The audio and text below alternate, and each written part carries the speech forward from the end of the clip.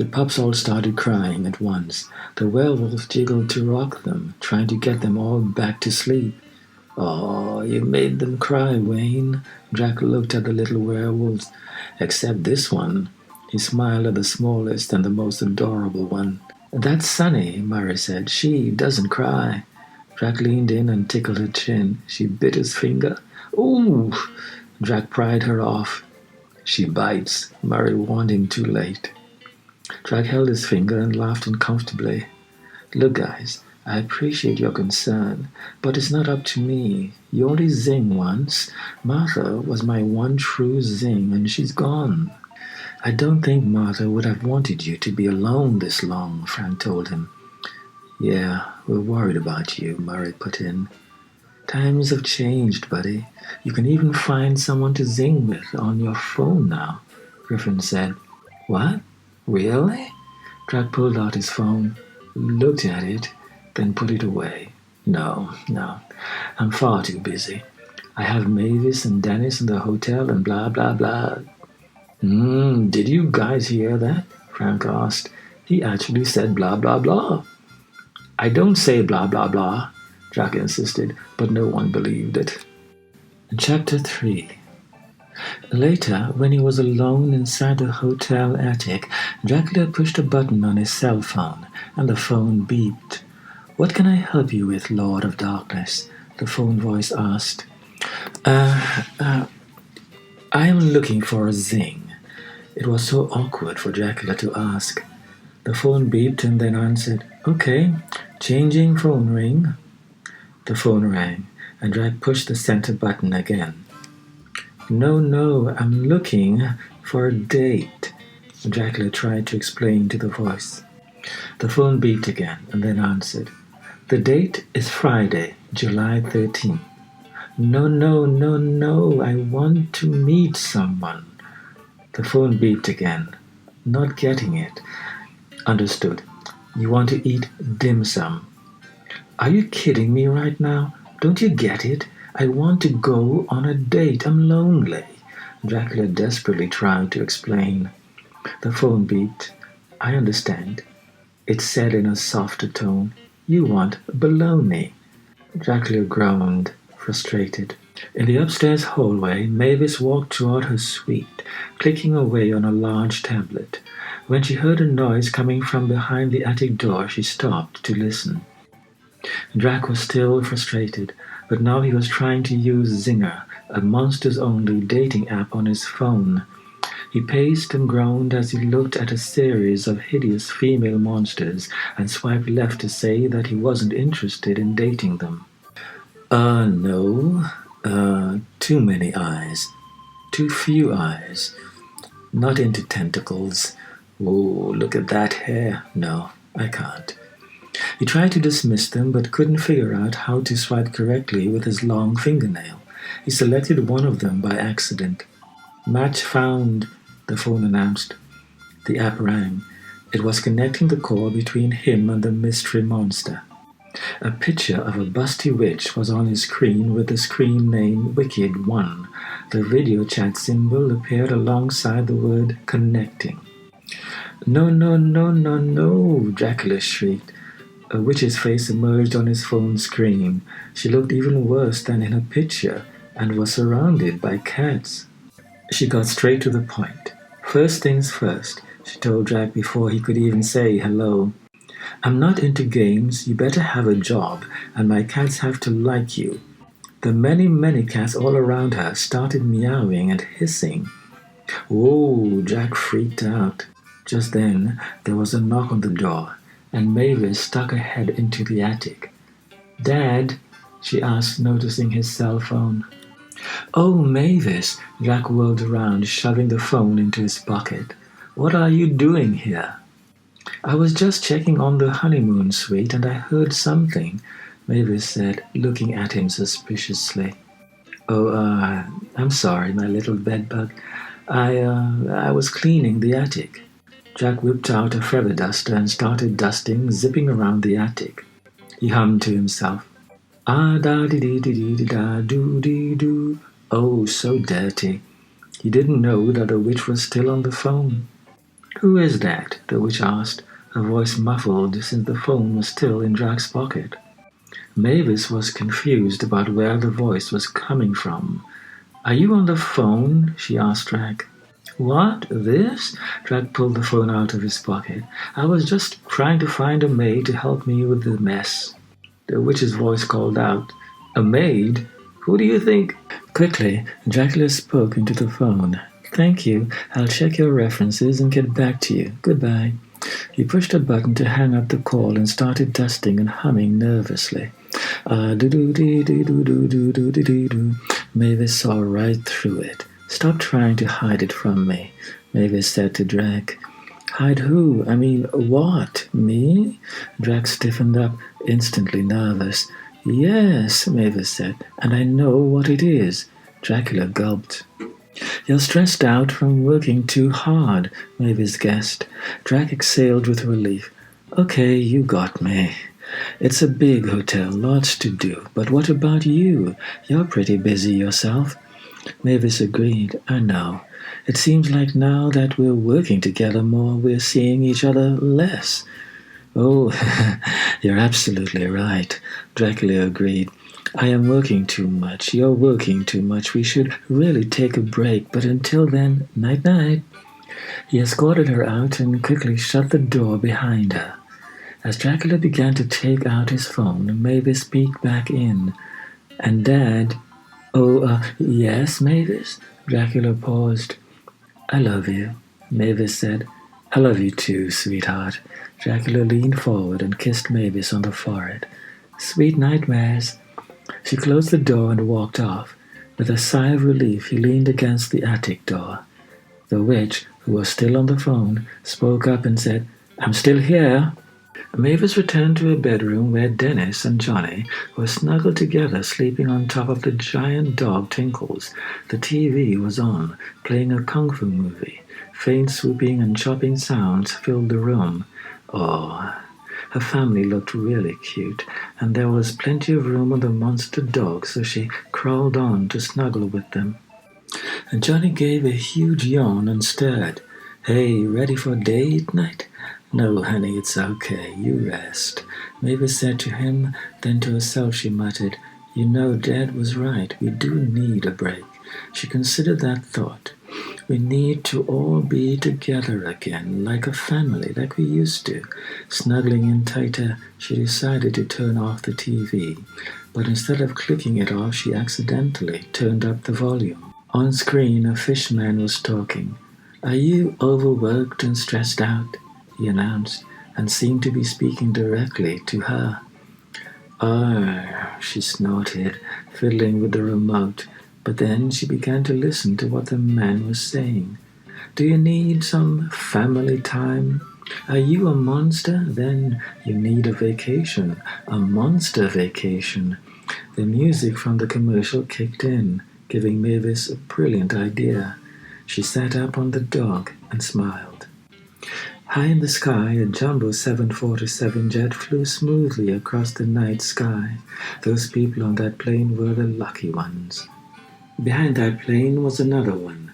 The Gremlin airplane struggled across the same bit of sky. The junky old 1940s plane was bumping up and down while a few unnecessary parts fell off.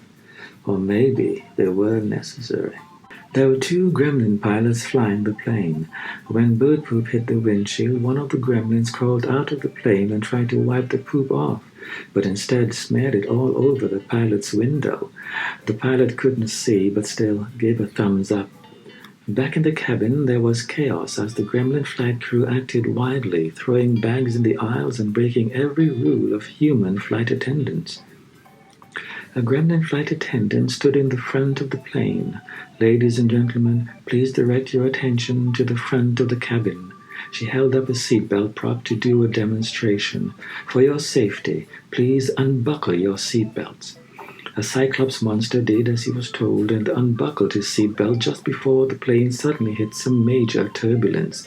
He went flying through the roof of the plane and landed outside on the tail. Ah, oof, he said, hanging on tight. The flight attendant went on with a speech. In the unlikely event that we experience a sudden drop in cabin pressure, oxygen will be provided. At that, a gremlin dropped down from the ceiling above Dr. Jekyll, who was quietly sitting in his seat. The gremlin grabbed Jekyll's face and blew air into his mouth. The flight attendant went up to another monster who was holding his bag on his lap. "Can I stow that for you, sir?" "All right, thanks," the monster replied. The gremlin took his bag and threw it out of the plane window. Another gremlin pushed a snack trolley. "Beverages, beverages, snacks, snacks, beverages." A different gremlin was riding on top of the snack trolley, throwing food in every direction. "Beverages, snacks, beverages, snacks, beverages, snacks." The trolley sped through the aisle. They hit a monster's elbow and it spun all the way around. The human fly stepped into the aisle and was immediately run over by the cart. "Beverages, beverages, snacks, beverages, snacks." "Ah!" a yeti shrieked when his foot was crushed by the cart's wheel. The flight attendant asked Murray for his drink request. "Coffee?" "Sure," Murray answered, and in response, the flight attendant poured the hot coffee directly onto Murray's lap. "Ah! Ah!" Murray shouted. In the rows behind him, Drac, Mavis, Johnny, Dennis, Frank and Eunice, Wayne and Wanda and their pups, Griffin, Blobby and all their friends ordered snacks from the cart. Everyone was excited for the big trip except Drac, who was complaining. "Mavis, please, you're torturing me," he whined to Mavis. That's because he had no idea where they were going. "This is a fun surprise," Mavis retorted. "There are no fun surprises. Just tell me where we're going. Why are we on a plane? We can fly, you know." The lad who was sitting behind them chimed in. "Back in my day, people took trains. Now that's classy." Drac rejected the idea that trains were better. "Sure, Dad. 40 hours in a closet-sized room with you and Uncle Bernie and his smelly cigars, arguing who was more attractive, Cleopatra or Nefertiti."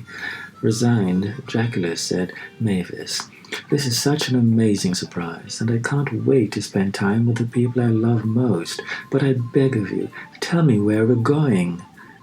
"Nope," Mavis told him. "I've taken care of everything, so you don't need to worry. You've been so stressed out lately, it's time for you to relax." She pushed the button and leaned back his chair, put headphones in his ears, a neck pillow around his neck, and slipped a sleep mask over his eyes. Then she took off his shoes and put on slippers. Drac peeked out from his eye mask as Davis covered him in a blanket. Forcing him to relax, she took out some lotion and massaged it onto his face. "Now, isn't that better?" Mavis asked, looking at all she'd done. "Oh, yes, so relaxed." Dracula sat up in his chair with lotion dripping off his face. He looked and felt ridiculous. Johnny was sitting in the next row with Dennis and Winnie. Dennis leaned over and whispered to Winnie, "I'm gonna go check on you-know-who." Then he announced loudly, "I have to go to the bathroom," so their dads wouldn't guess at the truth. At the same time that Dennis snuck off, Johnny noticed the gremlin on the outside of the plane. He turned to Winnie, asking, "Did you see that?" Winnie was so nervous that Dennis had snuck off, she blurted, "Dennis went to the bathroom." Okay. That seemed normal to Johnny. At the back of the plane, Dennis snuck into the baggage area where he'd stowed Tinkles. "Psst, where are you?" Dennis called in the darkness. Tinkles whimpered, and his huge eyes peeked out from a large pile of suitcases. Dennis climbed up the pile and petted Tinkles to calm him down. "Don't worry, Tinkles, we're almost there," Dennis told his dog. The captain's voice came over the intercom, giving the opposite instructions of a typical captain. "Okay, folks, you are free to walk about the cabin as we've started our descent." Outside the plane, under one wing, a gremlin quickly smacked the engine with a hammer, forcing the plane to instantly nosedive at an incredible speed. Dennis ran back to his seat and gave Winnie a thumbs up to let her know that Tinkles was okay. Meanwhile, the gremlin pilots warmed up some tea and had a little chat. So, any big plans for the weekend, Rob? The captain asked the pilot. Oh, the usual. Gotta take the kids to soccer, the pilot replied. The plane continued to nosedive, and the flight attendants continued to roll the car down the aisle, calling snacks, beverages, snacks. The plane lost more and more parts and fell until it crashed into the ocean with a big splash. When the plane bubbled back to the surface, the gremlin flight attendant announced, "Ladies and gentlemen, we've arrived at our destination, the Bermuda Triangle." Ooh! Frank looked out the window at a giant triangle-shaped hole in the ocean filled with a giant tower of wrecked ships. Eunice peered out past him and echoed, "Ooh!" The plane, which was now a skeleton, floated into the triangle and plunged down the side of a waterfall. It splashed as it approached a sandbank where a ton of aircraft wreckage was stacked. All the monsters gushed, "Look at that!" and "Cool!" and "Wow!" "Ooh!" Drac, Mavis, Frank, Eunice, and the others filed out of the plane through the wreckage. They discovered that this first old ship was connected to a newer ship, then a submarine, then up through another airplane, and finally they went through the door of an aircraft carrier at the surface. A door opened and there stood Stan, the half-fish, half-man crew leader. He greeted the monsters at the door. "Welcome to the Bermuda Triangle," Stan said cheerily, "where you'll embark on a monster cruise of a lifetime." He gestured to a giant cruise ship, and it was in that moment that Drac finally realized where they were going. "A cruise?" Drac asked. "Surprise," Mavis said. "But it's just like a hotel, on the water," Drac said, trying to not sound disappointed. "I just figured you need a vacation from running everyone else's vacation," Mavis explained. "You've been barely out of that hotel since Mom died. I know you have a lot of memories there, but this is a chance to make new memories, with all of us, with Dennis." Just then, Dennis and Johnny walked in. "Boat," Johnny cheered. "Boat," Dennis echoed. Jack smiled. "Who made you such an amazing daughter?" he asked Mavis. "You," Mavis hugged her dad. "That's right. What a father I am," Dracula said, as Johnny and Dennis joined them. "Come on, Denisovich," Dracula said, getting into the idea of spending more time with Dennis. "Let's get cruising."